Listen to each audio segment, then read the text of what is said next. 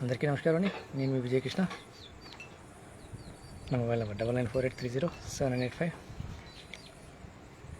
So ఏ విధంగా అయితే elections జరిగాయి, అదేవిధంగా అసలు ఏమైందో ఏం జరిగిందో తెలియక కన్ఫ్యూజన్లో ఉన్న వైఎస్ జగన్మోహన్ రెడ్డి గారికి మనం చేసిన పనులే మనకి రిటర్న్ వస్తాయి. సో పాలిటిక్స్లో ఇవన్నీ కూడా కామన్. బట్ 40 ఏళ్ళ ఎక్స్పీరియన్స్తో ఉన్న ఒక వ్యక్తితో ఫైట్ చేసేటప్పుడు కొంచెం ఆచితూచి ఫైట్ చేయాలి. ఎందుకంటే ఆయన అనుభవంలో చాలా చూసుంటారు. రాజశేఖర రెడ్డి అనే వ్యక్తిని అంత ఈజీగా టచ్ చేయడం ఇవాళ కాదు. బట్ టచ్ చేశారు. తప్పు చేసింది ఎవరో వారికి పనిష్మెంట్ ఇవ్వకుండా ఒక సీఎం కుర్చీలో కూర్చునే అప్పుడు 2009 ముఖ్యమంత్రి గారిని పనిష్మెంట్ ఇవ్వడం తప్పు. అలాగే నా యొక్క కేసు నెంబర్ ఏదైతే ఉందో, డైరీ నెంబర్ 12328 ఆఫ్ 2024 రిజిస్ట్రీలో ఉంది, ప్రాసెసింగ్లో. సో అంత ఈజీగా ఒక ప్లే స్టోర్ రన్ చేసే CEO గారి మీదకి క్వశ్చన్ మార్క్ రేస్ చేశారంటే ఎటువంటి ప్రాసెస్ చేసి ఉంటారనేది క్యాల్కులేషన్ రావాలి. చేస్తూనే పిటిషన్ రెడీ చేస్తున్నాను. ముఖ్యంగా ఈరోజు నేను చెప్పాలనుకున్నది ఏంటంటే, ముఖ్యంగా Vizianagaram and Srikakulam especially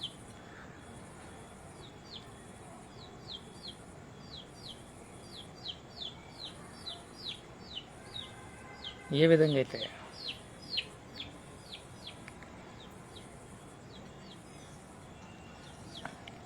doubts పట్టుకొని దైవం దగ్గరికి రావటం జరిగిందో, ఇవన్నీ కూడా మిస్లీడింగ్ చేయడానికి, ఇంకోటి ఏమి కాదు. ప్రజల్ని మాయ చేసి మోసం చేయడానికి తప్ప ఒరిజినల్గా వాళ్ళకి ఇవ్వాల్సిన ఎడ్యుకేషన్ ఫస్ట్ స్టాండర్డ్ ప్రొసీజర్గా సో ప్రజలకు అందుబాటులో ఉండుంటే ఈ ప్రాబ్లం ఉండేది కాదు. ఏ విధంగా అయితే ఒక పెద్ద స్టార్ అని చెప్పుకునే ఒక హీరో అనడం కూడా వేస్ట్ ఫెలో. ఎందుకంటున్నానంటే వేస్ట్ ఫెలోని అటువంటి డైలాగ్ కూడా కెమెరా ముందు చెప్పకూడని డైలాగ్ ఎవరు రాసిచ్చినా చెప్పేస్తానంటే అలాంటి వ్యక్తిని ఏమంటారు? ఒకసారి ఆలోచించాలి.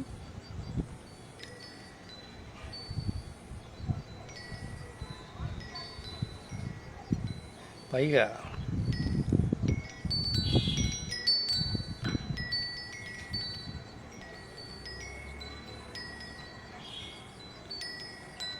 ఒక 150 నుంచి 160 సినిమాలకి అటువంటి డైలాగ్స్తో జనాల్ని రెచ్చగొట్టి సీఎం కుర్చీలో వచ్చేయాలి అనుకునేప్పుడు ఆలోచన కూడా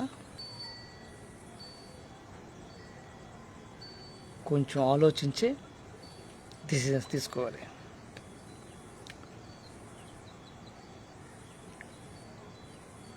ఒక అమ్మకి ఒక నాన్నకి పుట్టేవాడే అన్న ఒక డైలాగ్ ఏదైతే మూవీలో వాడారో,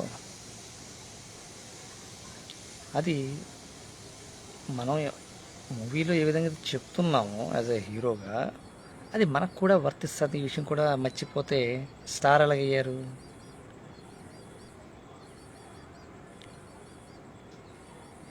ఫస్ట్ ఆఫ్ ఆల్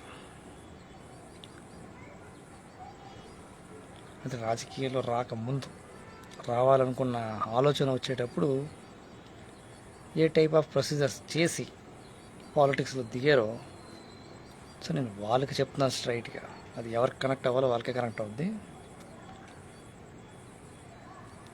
రెండోది,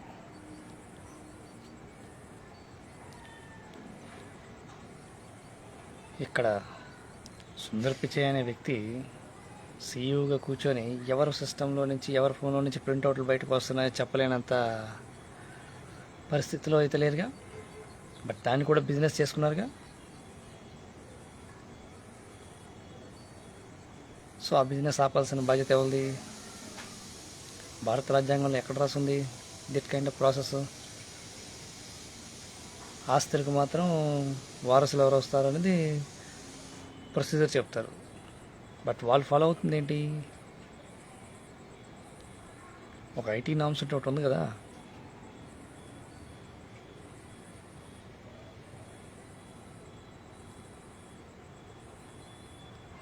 ఇది రూల్ ఆఫ్ లా వైలేషన్ అందామా, కాన్స్టిట్యూషన్ వైలేషన్ అందామా? సరే ఏదోటి. బట్ ఒక పెద్ద మనిషిగా తప్పు చేసిన తర్వాత తన తప్పును తను సర్దిద్దుకోవడం మానేసి ఏ విధంగా అయితే హైదరాబాద్లోనే మనం సెటిల్ అయిపోయి అక్కడ మనకు ఆస్తులు ఉంటాయి, ఇక్కడ మనం రాజకీయం చేయొచ్చు అనుకునే ఆలోచనతో ఉన్న వాళ్ళకి మాత్రం చెప్తున్నాను.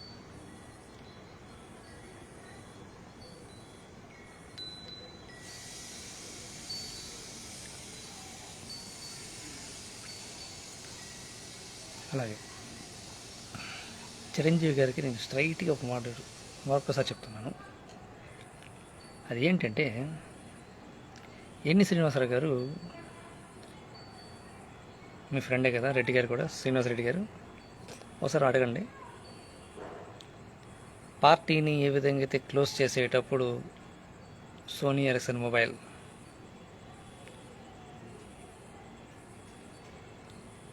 ఇంట్రడ్యూస్ చేయడం జరిగింది, ఒక రోడ్ క్రాసింగ్లో ఇంట్రడ్యూస్ చేయడం జరిగిందో,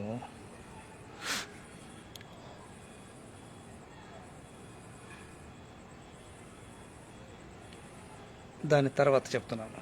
ఎందుకంటే పరిచయం చేసింది మీ అనిలే కదా. ఎందుకంటే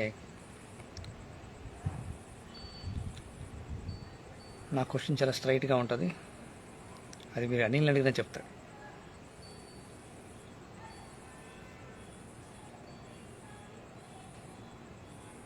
శ్రీకాకుళంలో ఎస్పీ గారి ముందున ఒక ఆర్గ్యుమెంట్ జరిగింది. ఆ ఆర్గ్యుమెంట్ పేపర్లో పడింది అన్న వర్డ్ ఫస్ట్ అడిగింది ఎన్టీ శ్రీనివాసరావు గారు. నేను అప్పటికి సౌమ్య మిశ్రా గారిని మేడం గారు కలిసి రావటం జరిగింది. ఓకే,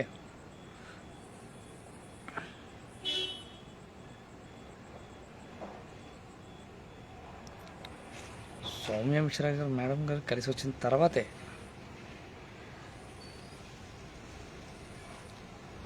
ఈయన అడిగారు నాకు, అక్కడ ఎంత ప్రాపర్టీ ఎంత వాల్యూ ఉంటుంది అని. సిటీ మిడిల్లో ఉంది కాబట్టి కొంచెం ఎక్కువే ఉంటుందని చెప్పాను. అప్పుడు ఆయన ఒక వర్డ్ అడిగారు, అంత బెట్ కాస్తావా అని.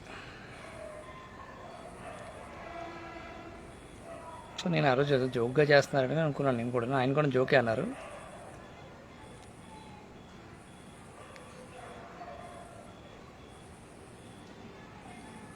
సో నేను అంత సీరియస్గా తీసుకోలేదు. కానీ ఏ విధంగా అయితే ఒక బ్యాక్ ఎండ్ ప్రాసెస్ ప్రకారంగానే తన పార్టీ క్లోజ్ చేస్తూ వెళ్ళిపోయినప్పుడు సిటిజన్స్ డేటాని హ్యాండ్ ఓవర్ చేయాల్సిన బాధ్యత కూడా సెలబ్రిటీగా మీకు ఉంది.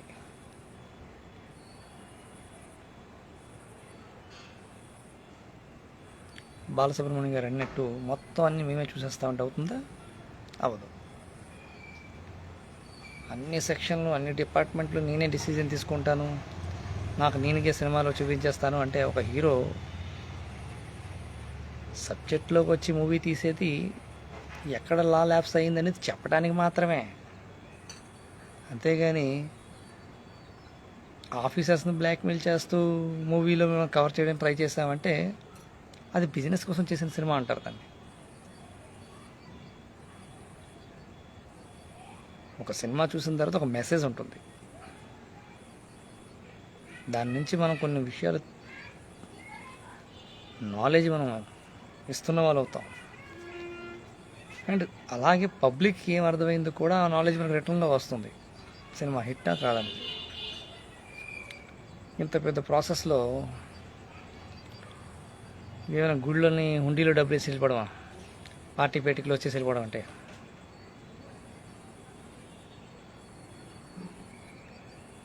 నేను ఇప్పుడు నా బ్యాంక్ బ్యాలెన్స్ ఎంత ఉంది, ఏ స్టేజ్లో ఉండి మాట్లాడుతున్నాను, ఇవన్నీ విషయాలు మీకు తెలిసి కూడా నేను ఈ విషయం ఎలాగ మాట్లాడుతున్నానంటే, ఒక అమ్మకి ఒక అబ్బకి పుట్టుంటే అన్న డైలాగ్ మీరు ఏదైతే మూవీలో వాడారో అప్పుడు అవతల వాళ్ళు కూడా సేమ్ అలాగే తీసుకొని వస్తారు. అప్పుడు రాంగ్ ఇల్లు చూపించకూడదు. ఎందుకంటే మనం కూడా ఆ ప్రొసీజర్ ఫాలో అవుతున్నా లేదో చెక్ చేసుకోవాలి కదా. ముందు చెక్ చేసుకున్న తర్వాత ఆ సినిమాలో ఆ డైలాగ్ వాడి, ఏ విధంగా అయితే ఠాగూర్, అదేవిధంగా రెండవది స్టాలిన్, జగదల్పూర్ డిఎన్కే స్కూల్లో నేను చదువుకున్న 4th and 5th క్లాస్ మీద సబ్జెక్ట్ చూపిస్తూ డబ్బులు ఎంత పట్టుకెళ్ళారో మనం మన ఇంటికి ఆ లెక్కలు చెప్పాలి కదా. మరి అలాగే క్లోజ్ చేసి పారిపోతాం పార్టీని. ఎవరికి తెలుస్తుందిలే మన డైలాగ్ ఎవరి గురించి వాడేమనుకుంటున్నారా?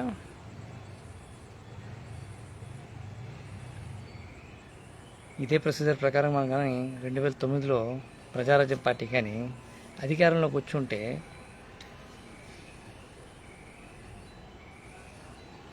అన్నాడు. ఎందుకంటే మనం ముందే వ్యాపారం చేసాం కదా ఎమ్మెల్యేకి ఎంత కొనుగోలు సీట్లు అమ్మాలనేది. సో నేను ముందు చెప్తాను, మీరు మనంతా వ్యాపారం తోడునే కదా. వ్యాపారం చేసే ముందు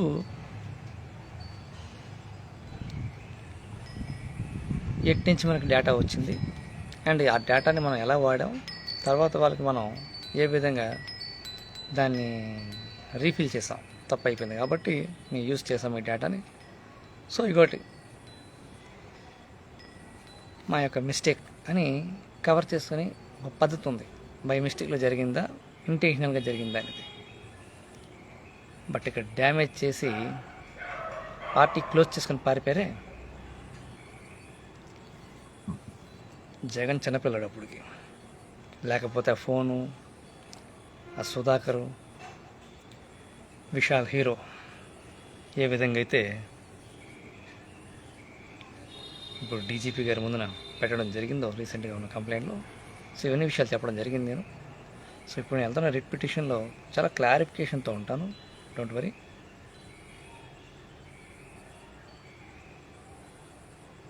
ప్రజలకి ప్రతి వస్తువు మీద ట్యాక్స్ కట్టించి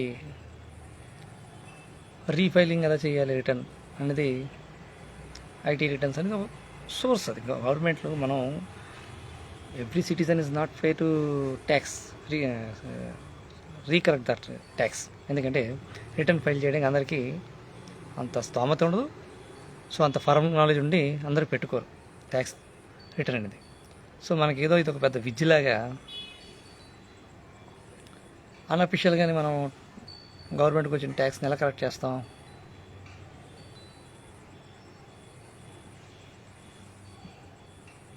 సో ఇదంతా కూడా ట్యాక్స్ దొంగతనం అని అంటారు. అది ప్రజలు దొంగతనం చేస్తున్నారు అంటారు.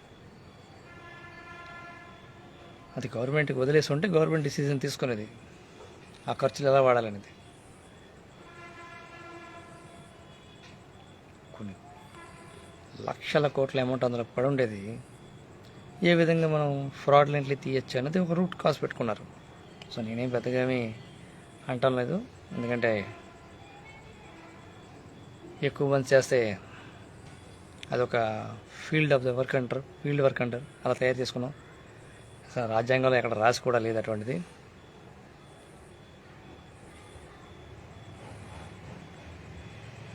అదేవిధంగా మీరు చేసిన మిస్టేక్స్ చెప్తున్నాను ముందు. నేను చంద్రబాబు నాయుడు గారి దగ్గరికి తర్వాత వస్తాను. ఎందుకంటే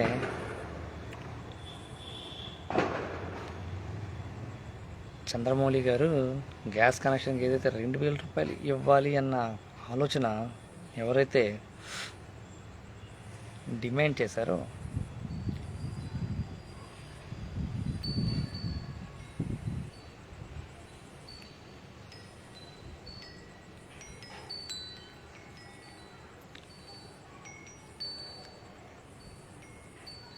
ఒక పవన్ కళ్యాణ్ అనే వ్యక్తిని ఒక ఎమ్మెల్యే చేయటం, అధికారంలో తీసుకొచ్చి చూపించేద్దాం అనుకుంటే పాలిటిక్స్ అంటే ఏదో ఒక బిజినెస్ స్టోర్లో నడిచే షాప్ కాదు. ఈ షాప్లో మనం కాకపోతే ఇంకో బిజినెస్ చేసుకుందాం దానికి ప్రజలకి ఎటువంటి మనం సర్వీసులు అందించగలుగుతాం. ఎందుకంటే మన బిజినెస్కి అయితే తోకాలేదు.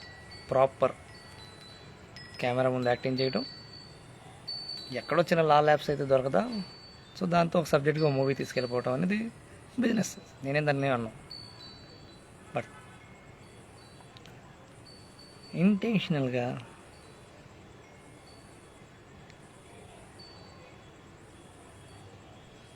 అవతల వాళ్ళని రెచ్చగొట్టి ఒక మూవీ తీసి ఆ తర్వాత వచ్చిన పార్టీ ఫండ్ ఏదైతే కలెక్ట్ చేశారు ప్రజారాజ్యం పార్టీ,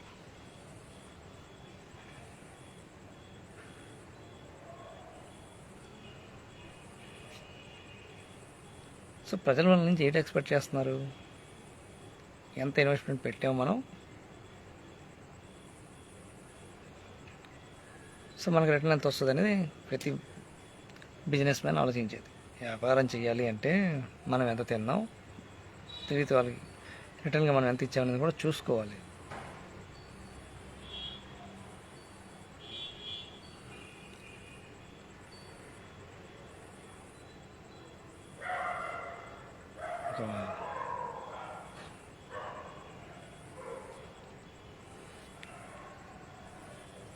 చంద్రబాబు నాయుడు గారు ఏ విధంగా అయితే కార్డ్ ట్రాన్స్ఫర్ పెట్టారో నాయుడు తోట అండ్ నాయుడు క్వార్టర్స్, సో ఎవరికి తెలియదు ఇది ఈ విషయం. అప్పుడు అపోజిషన్లో ఉన్న వ్యక్తి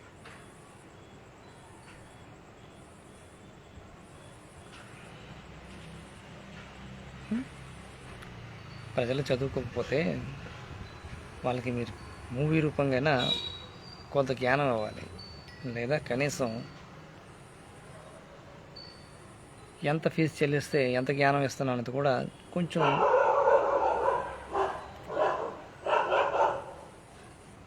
మన యొక్క బాధ్యత అది చూడడం.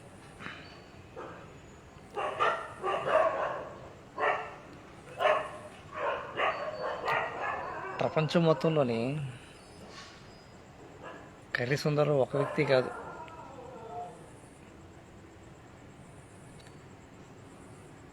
ఓకే.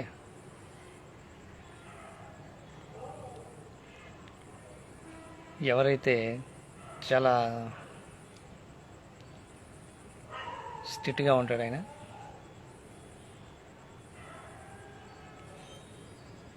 జనరల్గా నేను ఎక్కువగా హార్డ్గా మాట్లాడను, బట్ అప్పుడప్పుడు తప్పదు నాకు. ఆయన అలా కూడా మాట్లాడరు అనమాట. ఆయన చాలా కూల్గా ఉండే వ్యక్తి.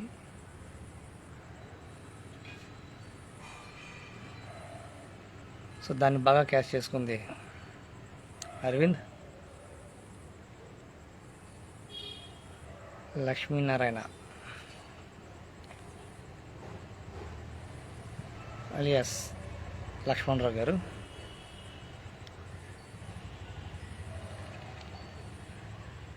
ఏ విధంగా అయితే బంధువానిపేటకి రెగ్యులర్గా వస్తారు, ఎవరి సమస్య తెలుసుకొని వెళ్ళిపోతారు అక్కడి నుంచి. బట్ ఇక్కడ బిజినెస్ జరిగింది.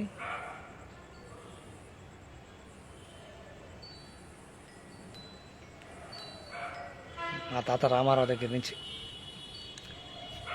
ఏ విధంగా అయితే వాళ్ళకున్న నాలెడ్జ్ ప్రకారంగా చేశారండి, కాదన్నా. బట్ ఎన్టీ రామారావు గారు క్లియర్గా చెప్పి వెళ్ళారు, నువ్వు మొత్తం చెట్టు మింగేస్తానంటే అవదని. మొత్తం సముద్రం మొత్తం మీద ఎన్ని ఇళ్ళు ఉంటాయి?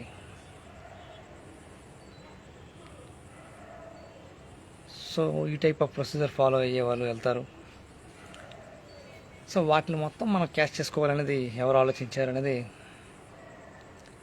ప్రజలకి అర్థమైపోవాలి వాటికి.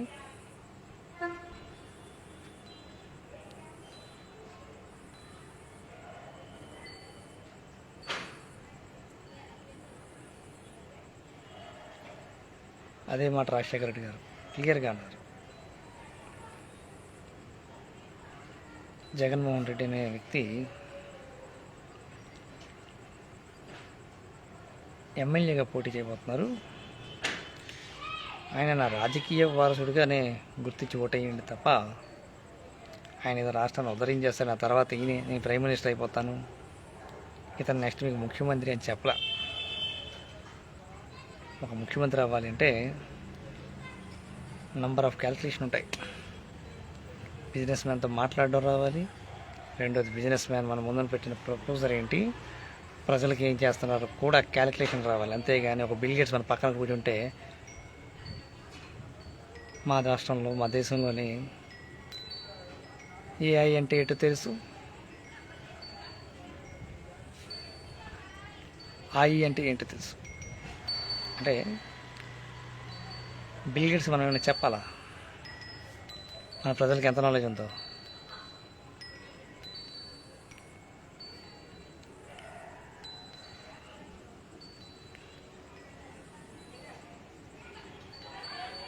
ఏ విధంగా అయితే ఆన్లైన్లో మనం బిజినెస్ చేస్తున్నామో ఆన్లైన్ ఫ్రాడ్స్ అనేది కనిపెట్టలేరు అనేది పబ్లిక్ అంత అవేర్నెస్ లేదు కాబట్టే. బట్ మీ అందరికీ కూడా ఒక క్లారిఫికేషన్ ఉండాలి. Play store in the must important. ఎందుకంటే ఏ అప్లికేషన్ ఎవరు ఎప్పుడు లాగిన్ అండ్ ఎప్పుడు ఇన్స్టాల్ చేశారు ఇది మొబైల్లో అనేది కూడా ఒక డేటా మెయింటైన్ ఉంటుంది. దాన్ని అరెస్ట్ చేయడం అనేది ఒక పెద్ద వైలేషన్.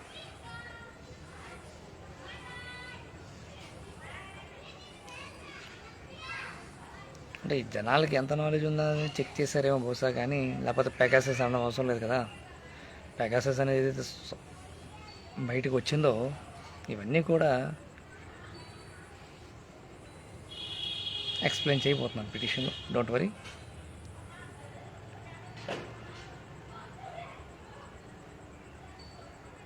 ప్రమాణ సేకరణకి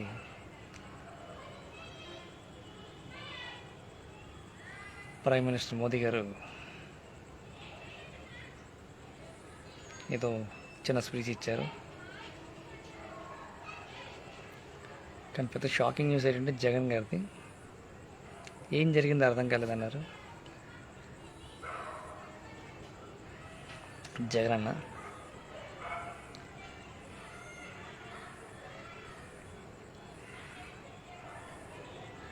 మా నాన్నతో ఏం జరిగిందో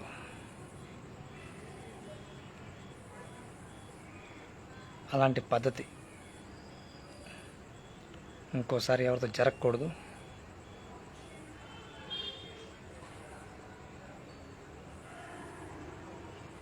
అది నమ్మించి మోసం చేయటం, అది కూడా పోలీస్ డిపార్ట్మెంట్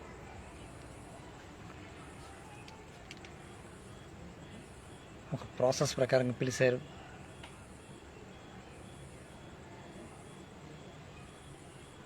ఆ తర్వాత ఏం జరిగిందనేది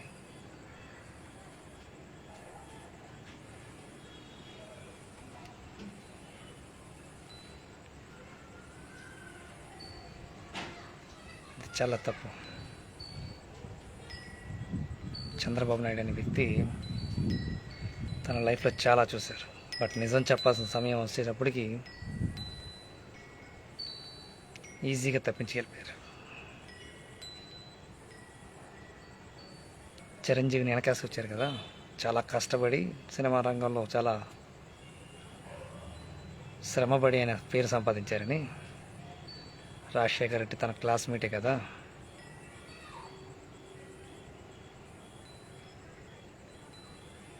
ఒక్క క్షణం ఆలోచించారా?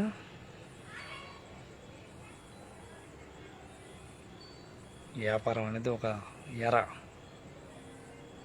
గుర్తుపెట్టుకోండి. బిజినెస్ అనేది రెండు వైపులు జరగాలి, నమ్మకం. ఇందులో ఏ వన్ సైడ్ వ్యక్తికైనా డౌట్ ఉంటే ఆ బిజినెస్ అనరు.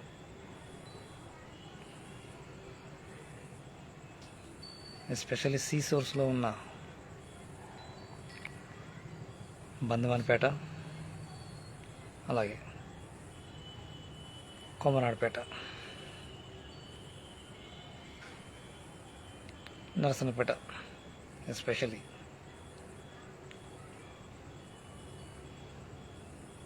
మీకు ఒకటే చెప్తున్నాను,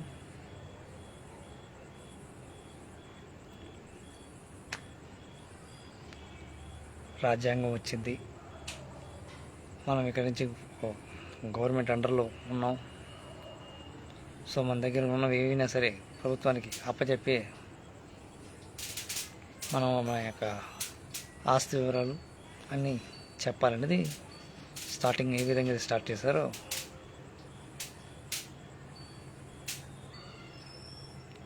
అది ఫాలో అవుతున్నారో లేదో కూడా చూసుకోవాల్సిన బాధ్యత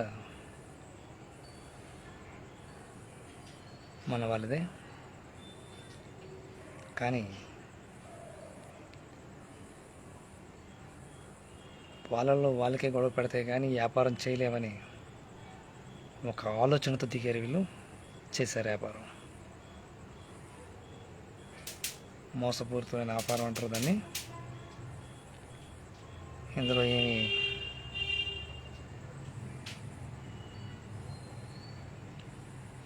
ఒకవైపు నుంచి మోసం ఏం జరగలేదు.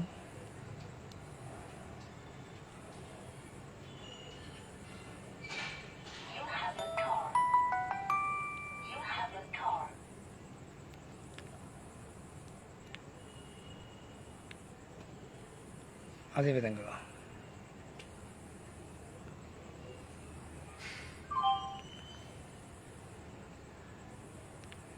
ఏ విధంగా అయితే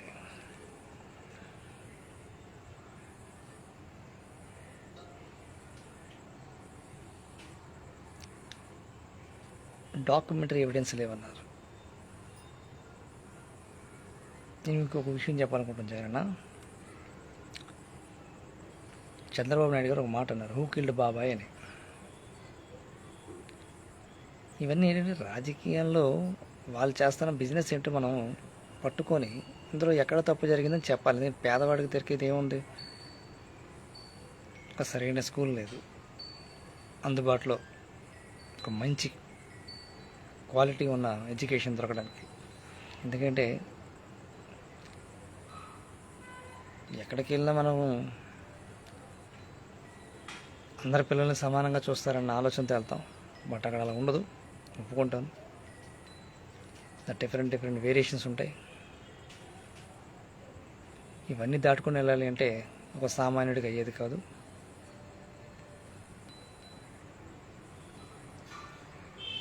ఈరోజు ఒక కంప్యూటర్, ఒక ల్యాప్టాప్ అనేది జనాలందరికీ అర్థమైపోయింది. ప్రతి ఒక్కరు కూడా సాఫ్ట్వేర్ రంగంలో మనం ముందుకెళ్ళిపోతున్నామంటే అది చెప్పుకోవడానికి గొప్పగా ఉంటుందేమో కానీ గ్రౌండ్ రిపోర్ట్ అది కరెక్ట్గా ఒరిజినల్ అది కాదు. తాగే నీళ్ళ నుంచి ప్రతిదీ పొల్యూటెడ్ వాటర్. నేచర్ మనకి క్లియర్గా చెప్తుంది కూడా ఇటువంటి ప్రక్రియ కరెక్ట్ కాదని.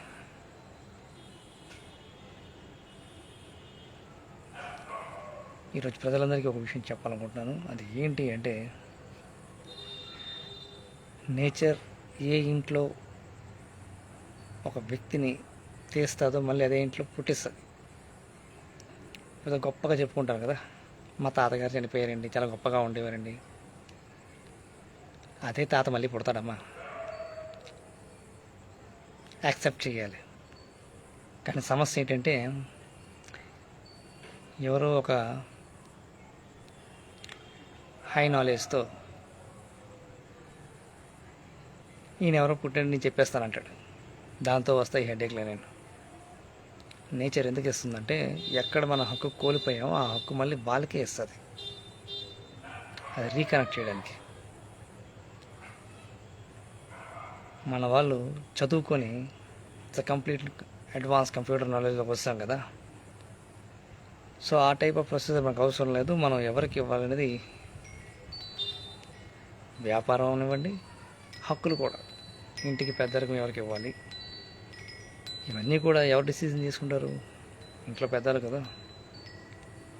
సో ఈరోజు మనకి నా టెక్నాలజీ అర్థమైందని చెప్పి ఈ డిసిజన్ నా చేతిలో తీసుకుంటున్నాను కాబట్టి ఇది నాకు అర్థమైందని డోర్స్ క్లోజ్ చేసి తిరగవద్దు. నేచర్కి వెదర్ మారిపోద్ది.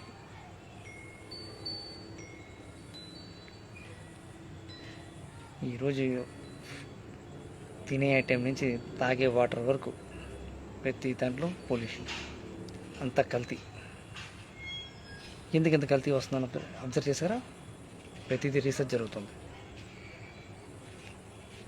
ప్రతిదీ రీసెర్చే. చదువుకున్నాం మనం, ఎంత అడ్వాన్స్ టెక్నాలజీలో ఉండి కూడా ఇంకా రీసెర్చ్ చేస్తుందే కానీ మనం ఏదైనా డిసిజన్ తీసుకోలేమంటే అది చాలా తప్పు.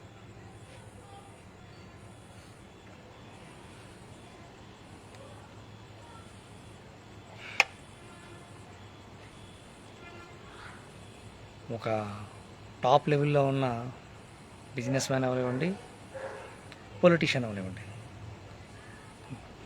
గ్రౌండ్ లెవెల్లో ఉండే సిటిజన్స్కి కనెక్ట్ అయ్యే ఉంటారు. గుర్తుపెట్టుకోండి. నాకు వీటితో పని లేదు, సో రేపటి నుంచి నా బిజినెస్ నేను సొంతంగా చేసుకోగలను ఎప్పుడైతే ఆలోచన వచ్చిందో ఆటోమేటిక్గా నేచర్ మనల్ని క్లియర్గా ఇండికేట్ చేస్తుంది.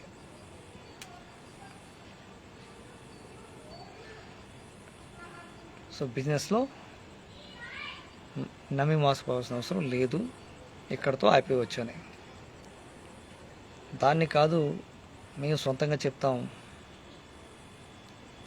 అన్న ఆలోచనకి వెళ్ళిపోయారు. ఇంత 5G టెక్నాలజీ వచ్చి, ఇంత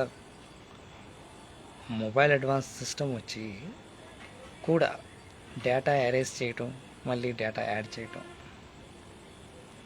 ఈ డేటా కరెక్ట్ కాదు. ఎందుకు ఇటువంటి సిచ్యువేషన్ వచ్చింది?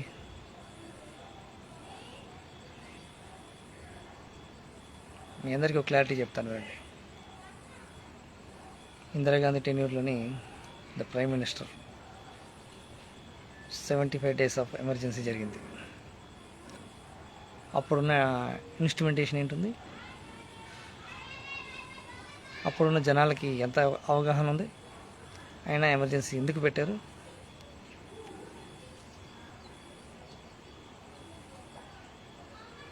అప్పుడు పొడుచుకొచ్చిన ఒక నరేంద్ర మోదీ పెద్ద ఉద్యమం చేస్తున్నాడు. నేను ఎందుకంటే మాట అంటున్నాను, భారతీయ జనతా పార్టీ ఇటువంటి ఆలోచనతో ఉంటుందా? పేదవాడు కడుపు మీద కొట్టి నా పార్టీ గొప్ప అని చెప్పుకోవాలంటే అది ఏ పార్టీ అయినా మట్టిలో కలిసిపోవాల్సిందే.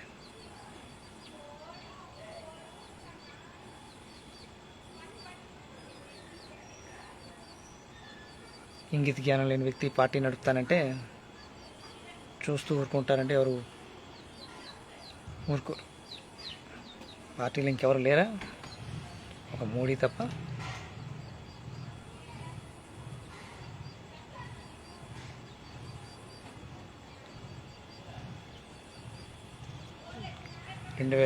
జూన్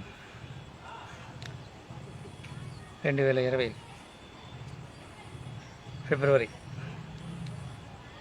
ఇంత తక్కువ గ్యాప్లోనే శానిటైజర్, మాస్క్ అన్నీ రెడీ అయిపోయాయి కరోనా పేరుతో. మళ్ళీ వ్యాక్సిన్ పేరుతో అమౌంట్ కూడా కలెక్ట్ చేశారనుకోండి, కాదన్ను. అంటే మనం తీసుకున్న శాలరీకి మనం ఏం పని చేస్తున్నా కూడా చూసుకోవాలి కదా.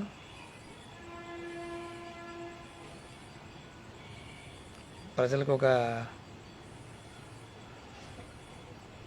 డేటా ఇచ్చేసాం, వాళ్ళకి వాళ్ళ హక్కులు ఏంటో కూడా తెలియదు కాబట్టి ఇక్కడ యూజ్ చేయడం తెలియదు, యాక్చువల్గా తెలియదు.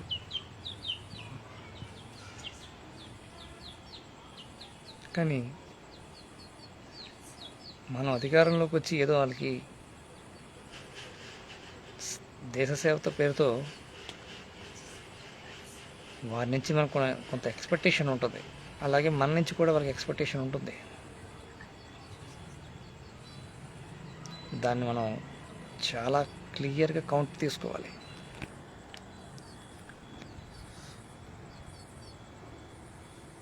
ఈ రెండింటిని క్లియర్గా వైలేట్ చేస్తూ ఈ యొక్క రిలేషన్ ఆఫ్ పబ్లిక్, నాకు పబ్లిక్తో పని లేదు, బిజినెస్ మ్యాన్స్తో మాత్రం నాకు పని ఉంది అనే ఆలోచనతో ఏ ప్రైమ్ మినిస్టర్ ఈ సముద్రం దాటి ఎక్కడికి వెళ్ళినా ఎక్కడికి వస్తే ఏం జరిగిందో హిస్టరీ ఒకసారి ఎత్తుక్కోండి. ఏం జరిగిందో వారు సీనియరే కదా అటల్ బిహారీ ఏం చెప్పారో ఒకసారి పార్లమెంట్లో బాగా వినమనండి.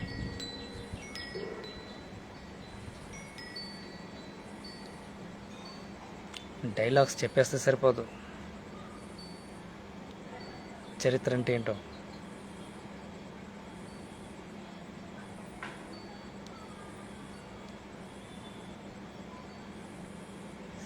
కొంతమంది సినిమా యాక్టింగ్ చేస్తూ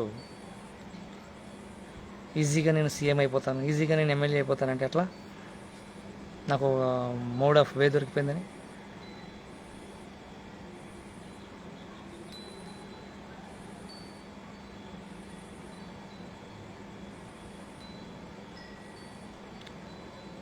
అదే అటల్ బిహారీ గారు ఏ విధంగా అయితే పార్లమెంట్లో హిందీలోనే చెప్పారు, ये देश एक युग पुरुष का है, जीता जागता,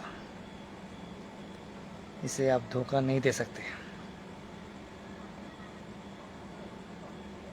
जिस तरीके से धोखा दिया गया है, गरीबी और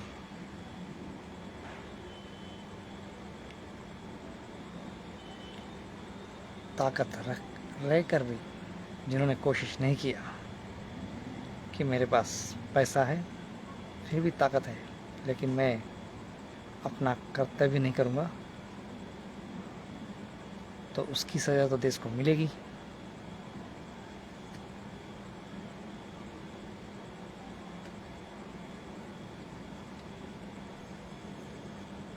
और ये देश छोड़ने वाला है नहीं,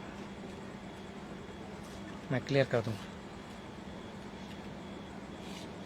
जिस तरीके से आपकी बकवास भरी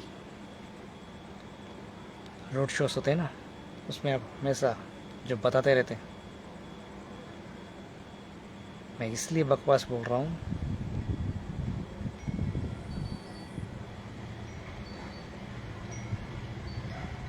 जब हमें कुछ पता नहीं होता, सामने वाला कुछ बता रहा तो सुनना पड़ता है कि वो क्या बता रहा है, लेकिन हम फिर भी नहीं सुनेंगे। हम अपने एजेंडा को आगे रखेंगे, चाहे देश कुछ भी हो जाए। तो देश को बताइए ना, आपने कितना खाया है पार्टी के आड़ पे। सरकार में आने से पहले आपने क्या बोला था? 50 दिन की समय दो, मैं सब कुछ ठीक कर दूँगा। 70 साल से लूट के खा रहा हूँ, भूल गए क्या?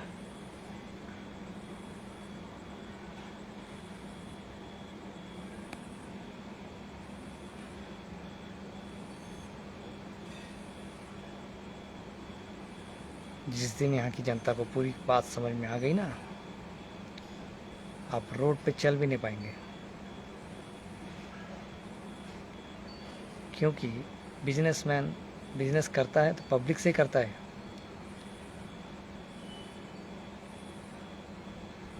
आपने उसका गलत इस्तेमाल किया है।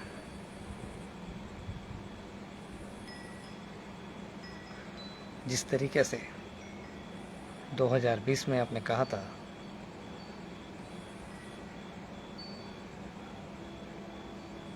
हम उसी कृष्ण को आदर्श मानकर चलते हैं,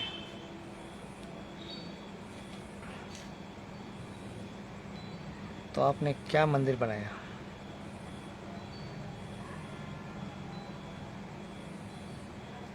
आपको जिसने गाइड किया, चनजियार, उन्होंने क्या मंदिर बनाया? इस देश में क्या मंदिर की कमी थी जो फिर से नया बनाना पड़ा?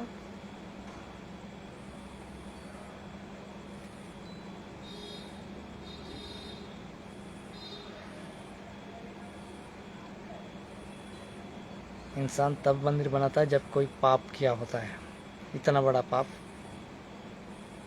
कि अनजाने पे कुछ हो गया उसको, तो हम मंदिर बनाएंगे बोल के। लेकिन जानबूझ के किया हुआ गलती को मंदिर बना के हम वहाँ से चले जाएंगे बोलने से नहीं होता।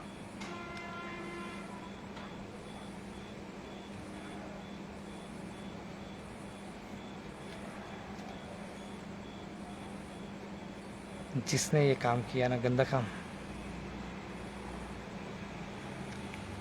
उसकी मैं हर हिसाब लूँगा। क्योंकि सीआरपीएफ ने क्या गलती किया था?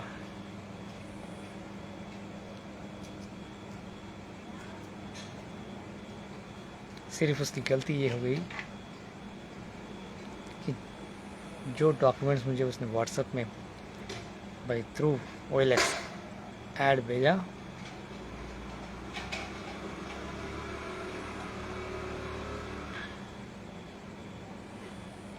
विक्रम वाघमारे के नाम से, मैंने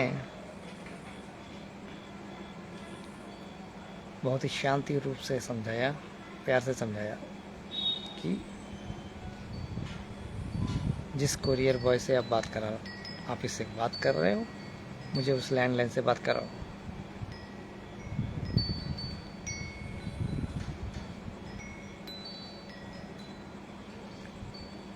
उसकी समझ में इतनी ही आई कि मेरा डाटा चला गया उसके हाथ पे, अब मैं फंस गया।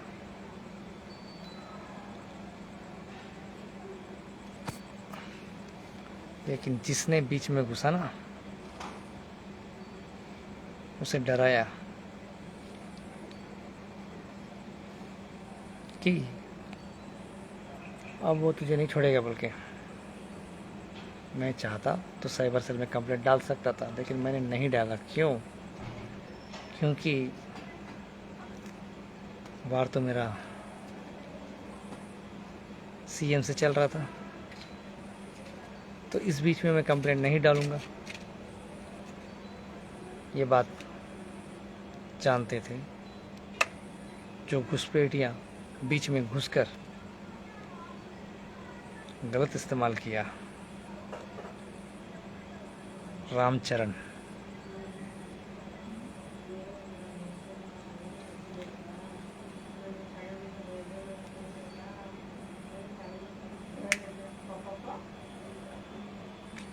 जिस तरीके से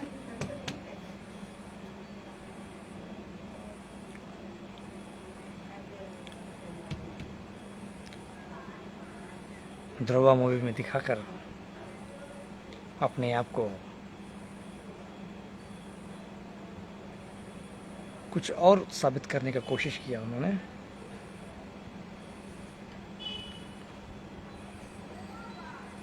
ऐसे पिक्चरों में दिखाई जैसा रियल लाइफ में दिखाने के लिए दम होना पड़ता है बेटा। मेरे से परमिशन लेके करता ना,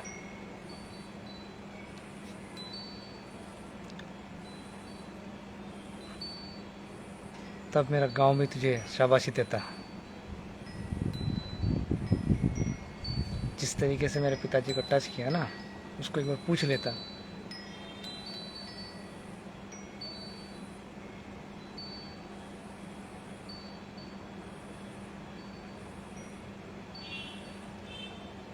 जब मेरे घर पे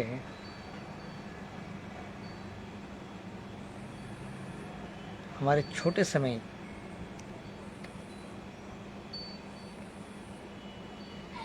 दूध पाउडर खाने से क्या हुआ था,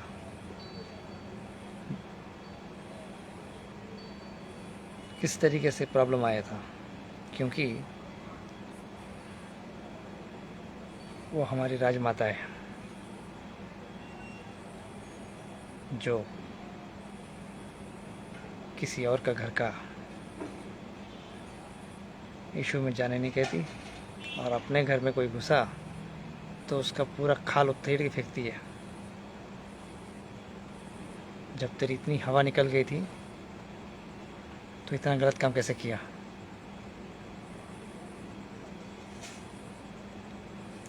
बाप बेटा दोनों मिलके पिक्चर निकालना नहीं है सीआरपीएफ के गेटअप में।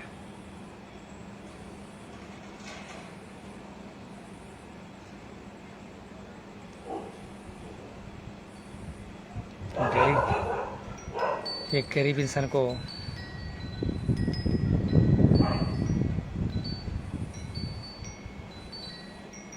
क्या मिलने से वो खुशी पा लेता है, इसका बहुत अच्छा धंधा किया आप लोगों ने।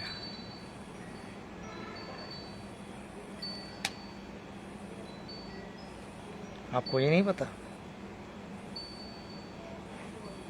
बेगर मतलब किसे बोलते हैं? आपके प्राइम मिनिस्टर जो है ना अपना, नरेंद्र मोदी जी, उन्होंने खुद बताया भिक्षा मांग के खाता था।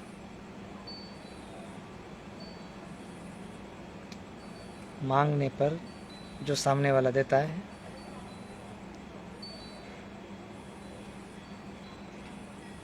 उसे भिक्षा कहा जाता है। उसे बिना पता चले कि उसकी पॉकेट से आप पैसा निकालोगे उसे चोरी कहा जाता है।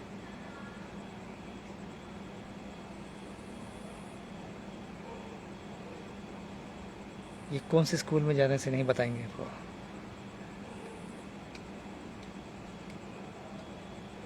हाँ मानता हूँ मैं, अमिताभ बच्चन और ये चिरंजीवी स्पेशली, उनके लाइफ जब शुरुआत हुआ थी उस समय ऐसा था नहीं कि कोई मांगते ही काम मिले और पैसा मिले। लेकिन इसका मतलब ये नहीं कि हमारे पास कुछ पैसे आ गए तो सामने वालों के दर्द को हम पहचान नहीं पाएंगे, समझ नहीं पाएंगे।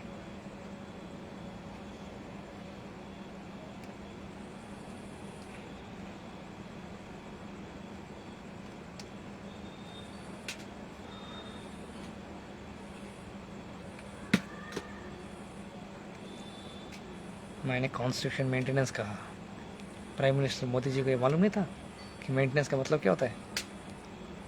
एक आदमी को कितने घर मिलेंगे? अमीर तो अमीर बने जा रहा है, गरीब तो गरीब रह जा रहा है। ऐसा दिखाकर आप कितना दिन देश चलाएंगे? तो मैंने तो सीधा गया था, कॉन्स्टिट्यूशन के मेंटेनेंस के कहने पर यह था कि गवर्नमेंट क्वार्टर जैसा है वैसे प्राइवेट क्वार्टर भी होना चाहिए। उसके इनकम के हिसाब से उसकी क्वार्टर की रेंट गवर्नमेंट कलेक्ट करेगी।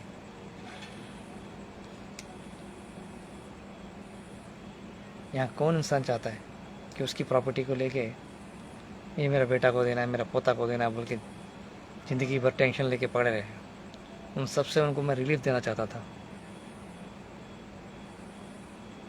मैंने तो सिर्फ ज़्यादा दिन भी नहीं मांगा, 90 दिन में काफ़ी है बोला। अगर देश मुझे कोऑपरेट करे तो 40 डेज में भी कंप्लीट करके दे देता। क्योंकि जिसका है खुद का प्रॉपर्टी कितना है हिसाब करके देश को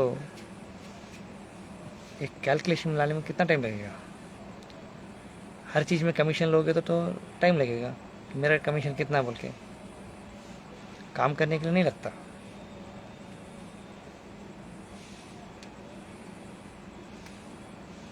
जिस तरीके से हाई कोर्ट की ओपनिंग पर क्या मीटिंग हुआ था, वो हर चीज़ खुल गया इस पिटीशन में।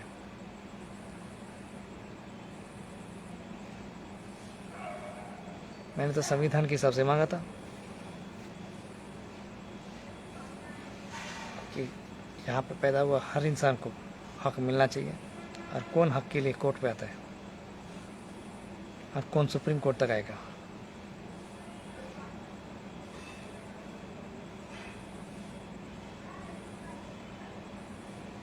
लेकिन दुर्भाग्य की बात ये थी कि देश को एक ऐसा प्रधानमंत्री मिला जो अपनी बकवास से, मैं इसलिए बोल रहा हूँ क्योंकि मेरे करोड़ों की संपत्ति और मेरे बच्चे कौन हैंडल करेगा बोलने से, आपकी मर्जी, मैं उसे दे दूंगा जिसे आप पसंद करो। मैं उस लाइन को दरवाजे ओपन करने जा रहा हूँ।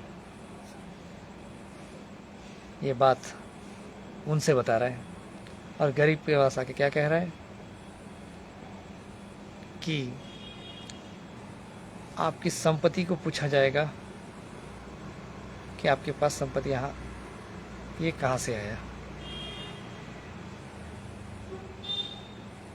आज़ादी के इतने साल के बाद भी आपकी भाषण में इतना भी फर्क नहीं आया कि देश की जनता को देश के सम्मान की तरफ होनी चाहिए, ना कि वो लोग आपस में लड़े। क्योंकि मेरी पढ़ाई बहुत कम थी तो मैं अपनी हिसाब से मैंने इंडियन आर्मी को कंप्लेंट लिखा था। जिस तरीके से कंप्लेंट कॉपी बदला गया, मैं वहीं पे हूँ। मैं हर चीज़ को वॉच करता हूँ, बस समय आने पर जवाब देता हूँ। आपने क्या बोला? बिपिन रावत जी को जो लेटर पहुंचा, उस लेटर के अंदर में जो कंप्लेंट था वो बदला गया। किसने बदला? उसी के घर पे हूँ मैं, जो अभी अमेरिका में बैठा है, डाटा एरेजिंग में बैठा हुआ है। तो डोंट वरी, हर चीज़ का हिसाब लेंगे।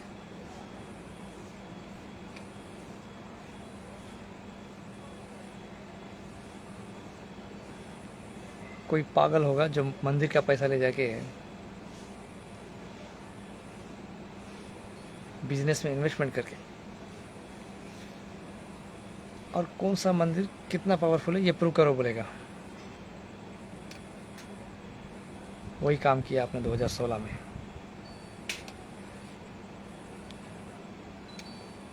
किसने बताया आपको ऐसा कि ऐसा काम कर सकते हैं?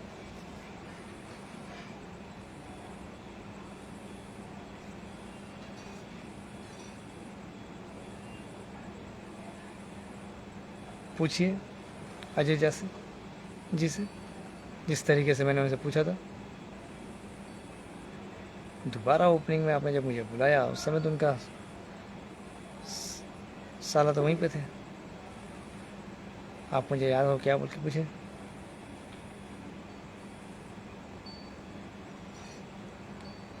जिस तरीके से क्रेडिट कार्ड इशू किया गया ना, मैंने अप्लाई नहीं किया, जानबूझकर दिया गया।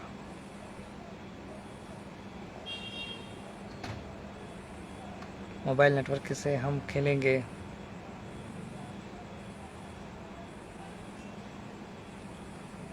और IVR कन्वर्जेशन से आपका कार्ड एक्टिवेट होता है, क्रेडिट कार्ड। जिस तरीके से मेरा एक ही कार्ड एक्टिवेट हुआ, किया मैंने।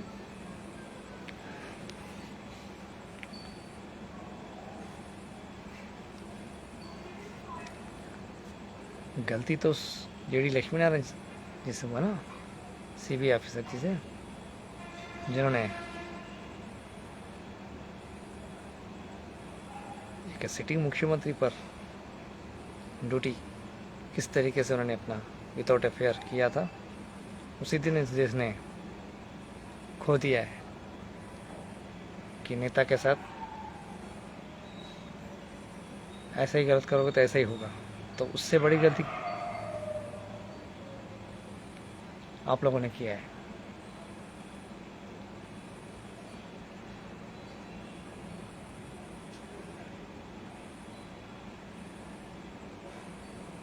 लड़का ने गलती किया तो जगन को ले जाकर डालते ना जेल पे, ना कि बेटा को, पिता को।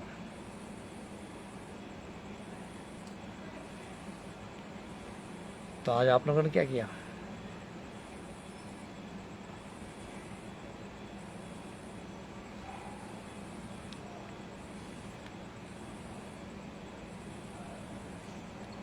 जिस दिन फ्लिपकार्ट में ख़रीदा हुआ मोबाइल का डाटा अरेस्ट किया गया, उसी दिन आप लोगों ने हार गए। फिर भी आगे आने की कोशिश किए।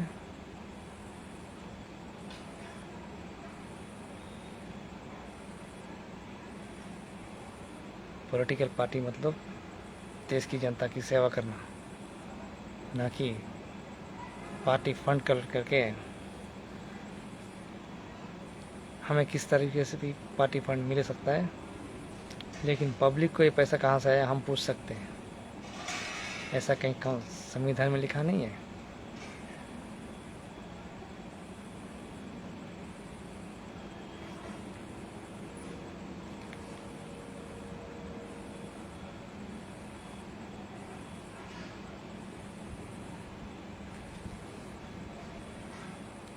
जिस तरीके से एस ए बॉबडे जी ने जो ऑर्डर दिया था 100 बाई 2020 में,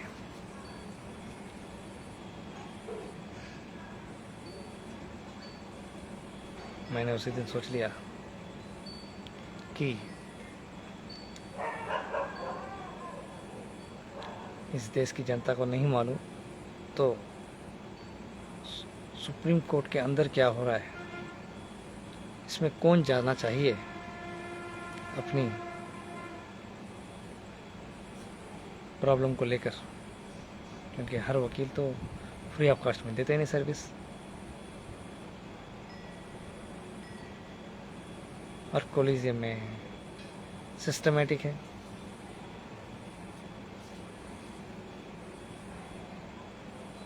किसने किसको क्या दिया परमिशन, किसी को पता नहीं।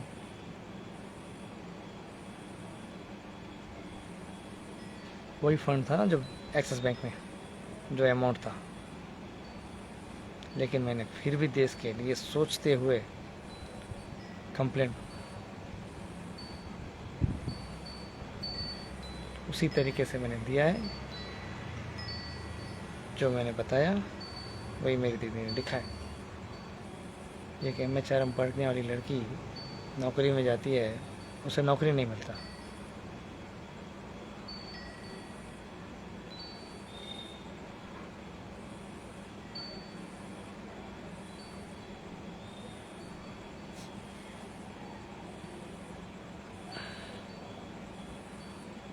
उस बेचारी को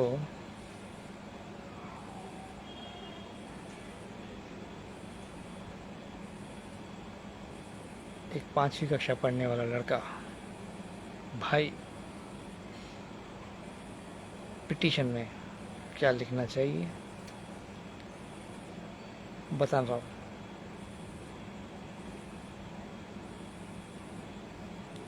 वो बेवकूफ़ तो नहीं होगी कि एक पहली कक्षा का इंग्लिश पढ़ने वाला लड़का कुछ बता रहा है तो मैं लिख रही हूँ बोल के। तो सोच हर किसी के पास है जी। नरेंद्र मोदी जी, संविधान में ऐसा कहीं नहीं लिखा है कि इतनी पढ़ाई होने वाला ही आप एलिजिबल ऑफ MLA, कॉरपोरेटर, चाहे पॉलिटिकल किसी भी पोजीशन हो। लेकिन जनता की तरफ से जो सोचता है ना, वो मृत्यु के बाद भी सुख से सोता है। जो सिर्फ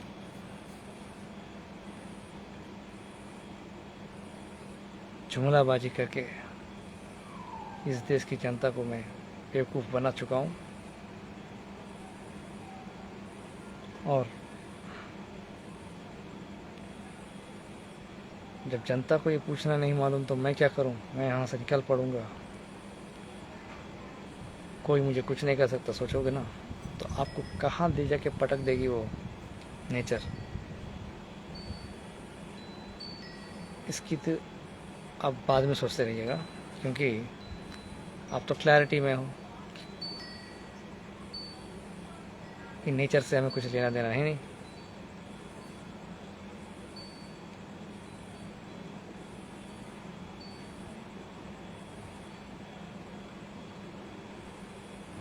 हमें तो इंग्लिश पढ़ना आता नहीं, जिसको आता है वो ही अब पढ़ेगा लिखेगा आगे बढ़ेगा। अरे उस इंग्लिश में क्या लिखा है, उसकी डेफिनेशन क्या होती है, ये तो उन्हें समझने दो खुद से।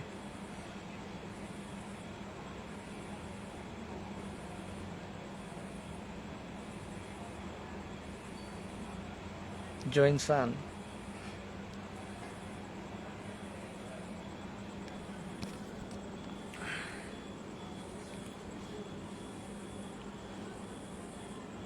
बैंक से कस्टमर को बिना पता चले उसकी अकाउंट खुलवा के उस चेकबुक का इस्तेमाल करता है, उसे क्या कहते हैं?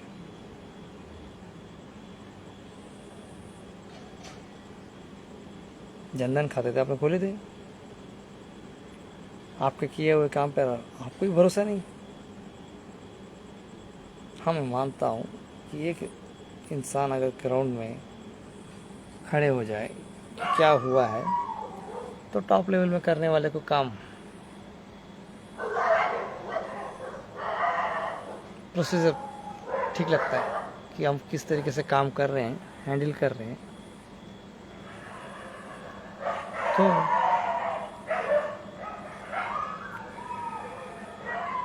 लेकिन यहाँ कोई पूछने वाला तो है नहीं, हम कुछ भी करें तो चल जाता है।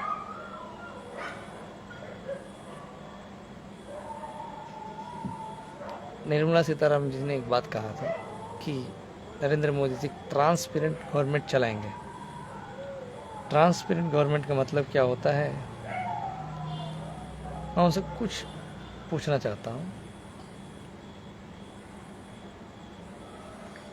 क्या कोई सिटीजन किसी गवर्नमेंट ऑफिसर में अपना फरियाद लेके जाता है,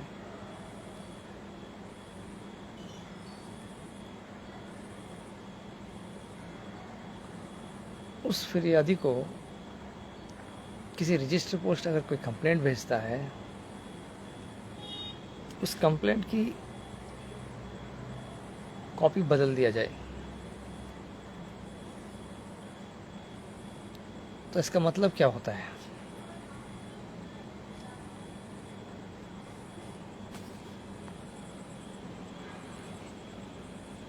कि देश के हित के लिए हो रहा है सब कुछ। चलो मान लेते हैं ये तो पोस्टल डिपार्टमेंट में एक पोस्टमैन की कुछ घूस पेटी है, किसी ने घूस देकर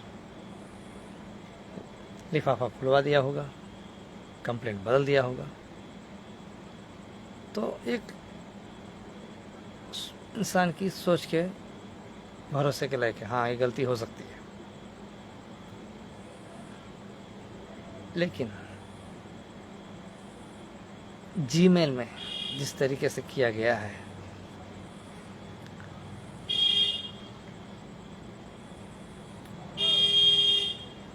जो मोबाइल में डाटा है,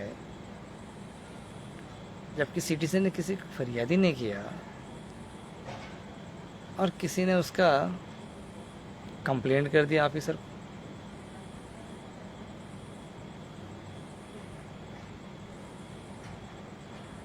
थ्रू जीमेल, तो उसे क्या कहते हैं?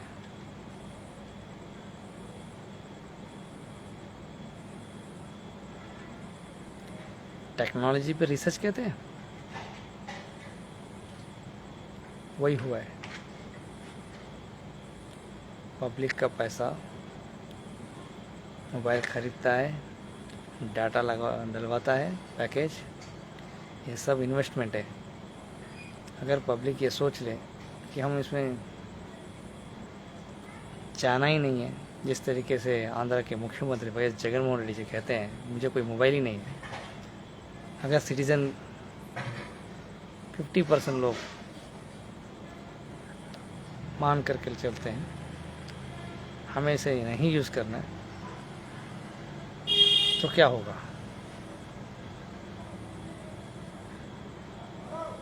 हर कोई एसी रूम में बैठ के कंप्यूटर में थोड़ी ना काम मिलेगा। किसी को तो धूप में जाके काम करना ही पड़ेगा ना। इस देश का किसान भी मेहनत कर रहा है, डिग्री पढ़ाई करके भी जो छोटा मोटा नौकरी करके ज़िंदगी बिता रहे हैं।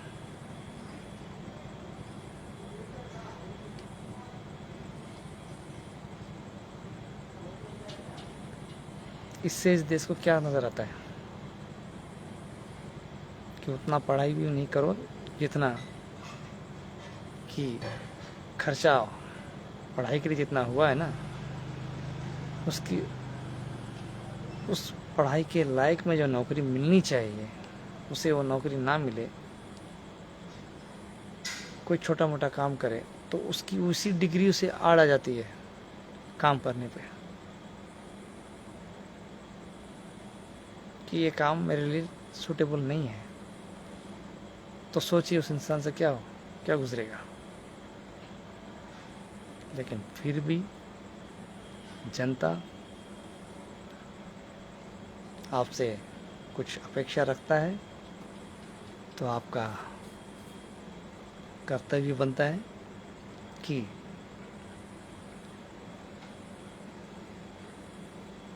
इस देश से हमने क्या लिया और देश को हमने क्या दिया, इस दोनों का हिसाब बताना।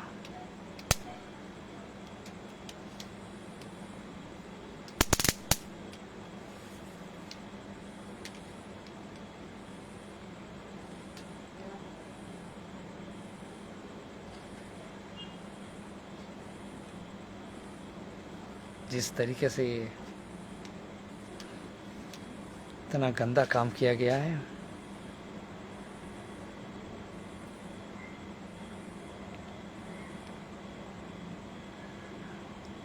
सिर्फ मोबाइल डाटा देखकर हम संविधान बताएंगे तो संविधान बताते रहते कौन किसका मालिक होता है। हाउस ओनर कौन तय करेगा? टेनेंट डिसाइड करेगा।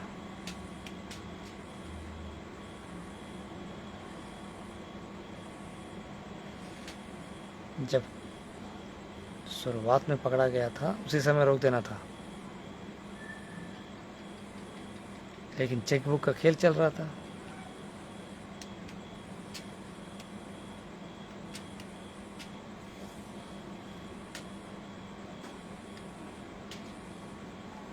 जिस तरीके से रतन टाटा जी भागे ना कि बैंकिंग सेक्टर को मैं फिर से बनाऊंगा बोल के, जिस तरीके से टाटा क्लिक से जो किया गया ना, उसे कहते हैं खाया वाला हजम ना होने पर डॉक्टर के पास जाना है, ना कि पब्लिक का और पब्लिक इन्वेस्टमेंट में जो रखा जाता है बैंकिंग सेक्टर, जिसका पूरा का पूरा दुरुपयोग किया गया। ये किसकी वजह से किया गया है?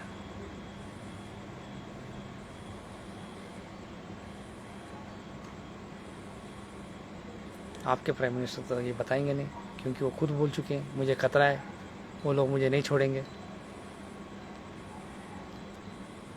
अरे पूरे विश्व में एक ऐसा प्रधानमंत्री जो हमारे हैं, जो भारत में जो है ना, यही होंगे जो जब जी पड़े, जब उनको जी लगा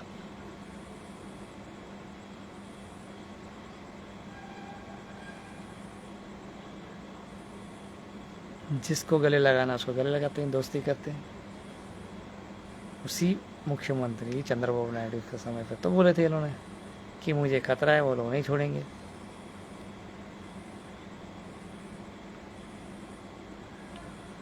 उसके चक्कर में उन्होंने क्या किया,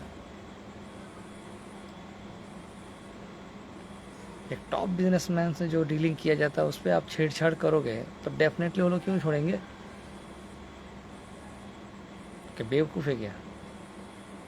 कोई इन्वेस्टमेंट करने के लिए किसी भी देश में कोई बिजनेसमैन जाता है तो सब कुछ देख कर जाता है भाई।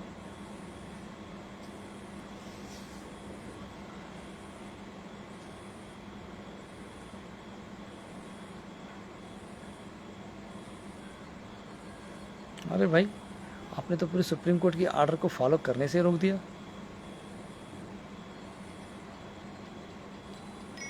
कहाँ हमारी गलती है,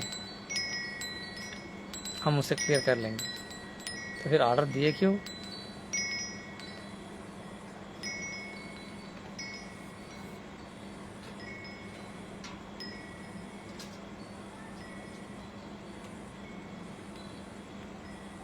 क्या सुप्रीम कोर्ट का ऑर्डर को किस तरीके से कंप्लेंट लिखा जाता है, एक रामचरण डिसाइड करेगा क्या?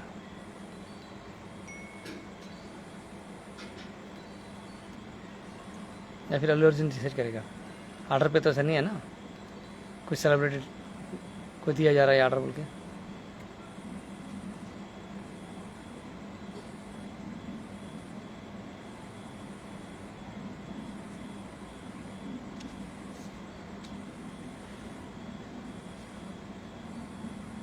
जिसने डाटा को डिस्टर्ब किया उसकी गलती मानकर वो सामने में आना चाहिए कि हाँ हमसे गलती हुआ है।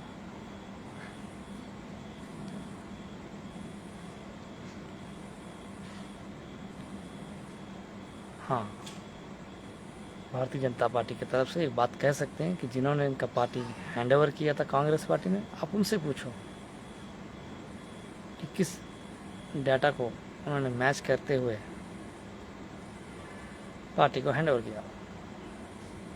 क्योंकि ये सब पब्लिक का मेहनत का पैसा है, किसी का वो नहीं है कि अपनी मर्जी से हमने पैसा खर्चा कर दिया बोलने के लिए।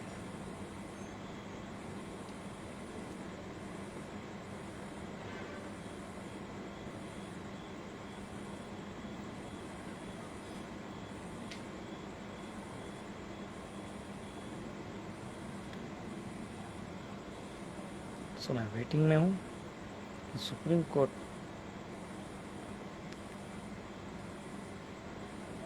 के अंदर पिटिशनर जब तक नहीं बताएगा तब तक कोर्ट अपना डिसीजन नहीं लेगी। क्योंकि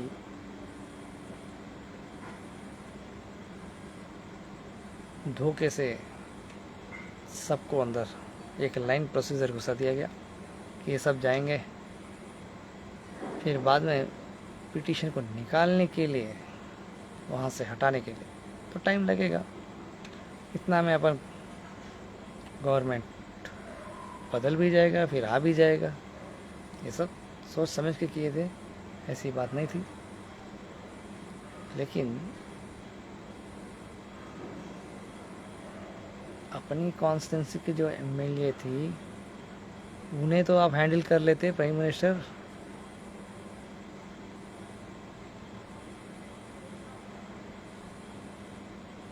पूरे विश्व को तो आपने बेवकूफ़ बना तो दिया। क्योंकि एक बार धोखा खाने के बाद सामने वाला तो एक्सेप्ट करेगा ना, मैं धोखा नहीं खाया बोल के।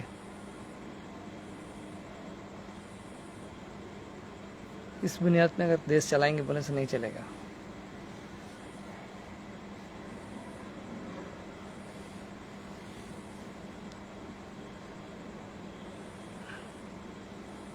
टाटा क्लिक ने जो पुलिस को साइबर फ्रॉड्स का मतलब क्या होता है, किस तरीके से फ्रॉड कहा जाता है, ये एक्सप्लेन करते करते एंटायर प्रोसेस को जिस तरीके से बिगाड़ा गया,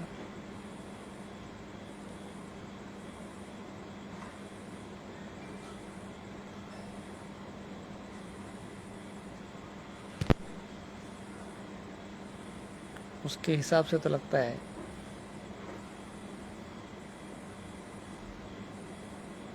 कि उन्हें प्राइवेट कंपनी चलाना है या फिर देश के अंदर किसी गवर्नमेंट के अंडर में अपना बिजनेस करना है।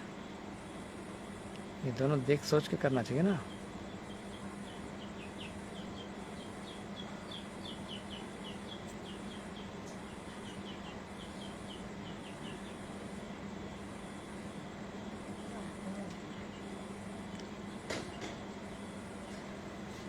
सो मैं अपनी पिटीशन पे वेटिंग पे हूँ। सो फ्रेंड्स,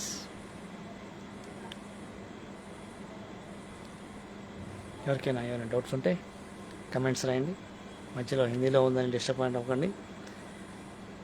మన 2 రాష్ట్రాల వరకు, తెలంగాణ అండ్ ఆంధ్ర ఇద్దరికి ప్రాపర్గా అర్థం అవ్వాలి,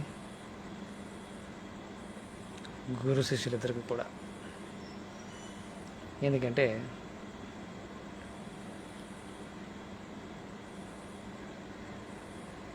తెలంగాణ ఆంధ్ర 1100 ఏ విధంగా అయితే పనిచేసిందో ఇవన్నీ కూడా లోపల ఈ టైప్ ఆఫ్ ప్రొసీజర్ నడిపారో గవర్నమెంట్ అడ్మినిస్ట్రేషన్లో. సో ఇవన్నీ తీసుకొస్తాను, డోంట్ వరీ. ఐటీలో ఫస్ట్ టర్మ్స్ అండ్ కండిషన్స్ ఏముంటాయి, ఏం ఉండవు కూడా ప్రజలకి అర్థం అవ్వాలి. సో ఏ విధంగా అయితే ఇన్కమ్ ట్యాక్స్ డిపార్ట్మెంట్ కంప్లైంట్ చేయడం జరిగిందో,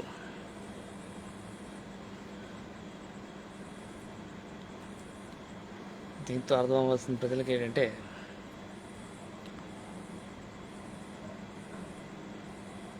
ఇదేమి అన్న సందర్భంలో పెట్టే మీల్స్ కాదు, వీడి తర్వాత నెక్స్ట్ నువ్వే తిని వెళ్ళిపోవడానికి.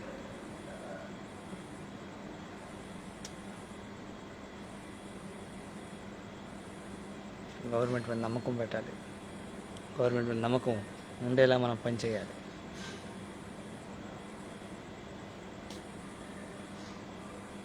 So friends, thank you very much. నాకు లైవ్ వాచ్ చేసినందుకు ఏమైనా డౌట్స్ ఉంటే కమెంట్స్ రూపంగా రాయొచ్చు.